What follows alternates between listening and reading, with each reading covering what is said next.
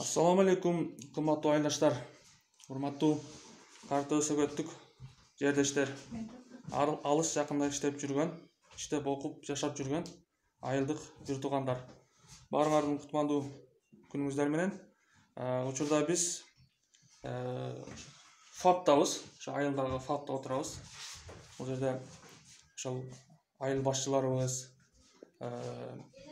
айылдын мээрбан энелери, медайымдарыбыз, айылыбыздын тургундары баарыбыз ошол жерде чогулуп отурабыз. Барыңыздарга белгилүү, азыр айылда ошол кызуу иштери жүрүп жатат. Айылда адамдар ошо эгин тегинин, ошо кышка камылгасын көрүп жатат. Жада калса ошо малдын отторуна чейин, малдын чөптөрүнө чейин ошо малым ач калбасын деп ошол нерсени кышка камылга көрүп жатат. А бирок биз ден соолугубузга канчалык даражада кам көрдүк? Мына барыңыздарга белгилүү, учурдагы атың өчкүр COVID-19 деген вирус баарыбыздын эшигибиздин кабалыгыбызда турат. Кудай сактасын. Бирок Кудай дагы сактанганды сактайт да. Биз ошол балейге, ошол дартка канчалык даражада биз даярбыз? Ар бирибиз өзүбүзгө суроо берели ошол боюнча.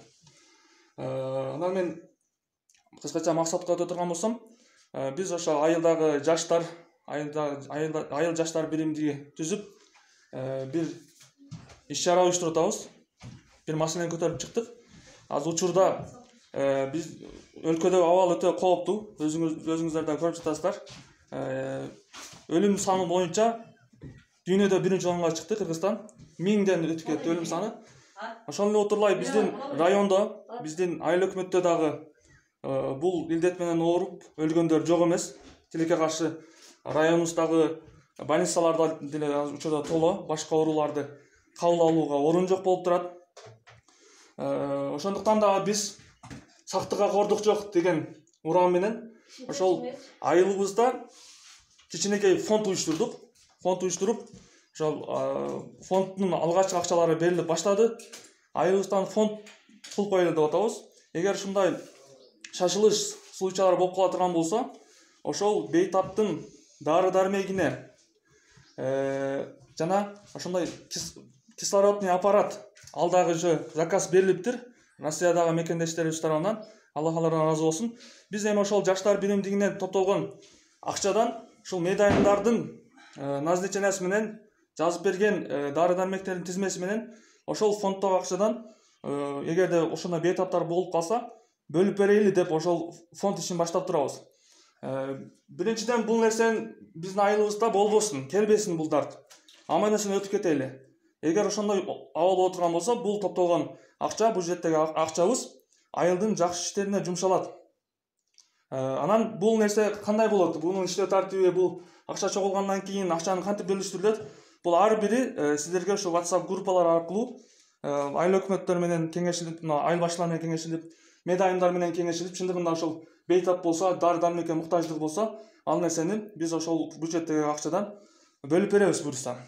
Ал ар бири сиздерге ошол видео аркылуу, видео отчет аркылуу группаларга жөнөтүп турулат. Анан ушул нерсени дагы айтып өтөйүн дедим. Мына учурда биздин жаш жеткинчектер, мектеп окуучуларынан түзүлгөн ошо жакшылыкта жарышалы аттуу группабыз 30 окуучу биригип, өздөрүнүн жанынан акча топтоп, айылдагы ар бир үйгө 2ден маска таркатуу үчүн даярданып турат. Ошолорго дагы чоң ыраазычылык билдирем ушул учурдан пайдаланып. Анан азыр бул жерде ушул нерсени, акцияны колдойбуз дегендер, айылыбыз үчүн кам көрөбүз, айылыбыздын тургундардын келечегине, ден соолугуна кайдыгер карабайбыз деген жаштарды, айылыбыздын тургундарын ошо бизди колдоого чакырабыз. Ошо видеодо ошол биздин байланыш номерлерибизди, эл сомдук номерлерибизди калтырып кетебиз. Барыңыздарды ошол бул нерсени колдоого, бул илдетти биргеликте жеңүүгө чакырабыз. Биз бириксек баары колдон келет. Андыктан биргелешип бул нерседен алдын алууга чакырабыз. Азыр учурда ошол айыл башчыбыз, аксакал айыл башчыбыз сабыр экенин дагы ой пикирин угалы. Assalamu alaikum, урматтуу Кара Той Сөгөт айылынын тургундары, чоң кичинелер, аталар, апалар, достор, карындаштар, үлкөлөр. Мынакей бүгүнкү учурда кырдаалды көрүп турасыңар, баардыгыңар. Кырдаал өтө курч болуп турат. Ошол кырдаалдан чыгып кетиш үчүн баардыгыбыз ынтымакта болушубуз керек. Ынтымак баардык нерсени жеңет. Азыркы учурда баардыгыбыз көчөлөргө чыкпастан маскаларды тагып, өзүнүн коопсуздугун сактап, айтылып аткан эрежелерди так сакташыбыз керек. Азыркы түшүндүрүү иштерин өзүңөр көрүп жатасыңар, телевизордон деле тынбай берип жатат. Анын үстүнө түшүндүрүү иштери тынбай болуп жатат. Ошон үчүн баардыгыбыз өзүбүздү өзүбүз сактайлы, урматтуу жердештер. Анан кийин мынакей могул уюшулган жаштар уюму өтө жакшы нерсе болуп атат. Эки алыс жакта иштеп жүргөн өзүбүздүн үкөлөр, акелер, карындаштар мынакей чоң жардам берип жатат. Мына аппарат алып беребиз деп атат. Ушул нерсени алып берсе, алдын ала алсак, бул жакшы нерсе. Ошолорго дагы ден соолугу жакшы болсун. Негизинен ушул өзүбүздүн кичине да болсо айылыбызды, журтубузду, элибизди ойлоп, ошол алыс жакта жүрүп өздөрү иштесе дагы ушул элди ойлоп атат. Элди ойлогондон кийин эл биз дагы өзүбүздү ойлошубуз керек. Ушул нерсеге көңүл бурушубуз керек, табакалга койбошубуз керек. Азыркы кырдаал, курч кырдаал. Өтө этият болушубуз керек. Мынакей могул акцияны уюштуруп жатат. Жаштар абдан жакшы акция болуп атат. Эртең күндө биринде бар, биринде жок. Бул нерсенин бетин нары кылсын. Кокустан бирөө ооруп кала турган болсо, бар болсо жакшы, жок болсо кыйналып калат. Ошон үчүн айтарым могул акцияга да катышып кеткиле. Өзүңөрдүн көңүлүңөрдөн канча болсо жардам бергиле. Ал эл үчүн. Башка эч ким бирөө көтөрүп кетпейт. Мынакей алдын ала айтып кетти. Бул көзөмөлдө турат. Оор абалда болуп кала турган болсо, ошол адамга алдын ала жардамга иштетилет. Анан ушу баардыгын мен чакырып кетет элем ушу акцияга. Анын үстүнөн дагы ушул азыркы COVID-19 жеңиш үчүн баардыгыбыз ынтымакта болуш керек. Баардыгыбыз ынтымакта болсок, ушул нерсени жеңил желпи жеңип чыгып кетебиз. Баардыгыңарга ден соолук. Рахмат Сабыр, Алла разы болсун. Бул жерде ошол айыл башчыбыз Улан аке, Молдо экөөбүз, Нургазы эке, сестраларыбыз, медайымдарыбыз жана ошол айылыбыздын медайымы, аксакал медайымыбыз Батым эже. Мен эми урматтуу калкым, элим, ушул балдардын сөзүнө баардыгына кошулайлы, кайталай бериштин кереги жок. Өзүңөрдүн эрежелериңизди так сактап, өзүңөр көчөлөргө чыкпастан, өзүңөргө ден соолугуңарды ойлоп, бала чаканы ойлоп, көчөлөргө чыга бербеңиздер.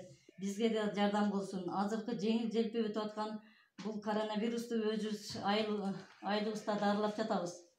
Андай тяжелый жок, өлүм жок. Кара Төбө элибиздин саны 1400.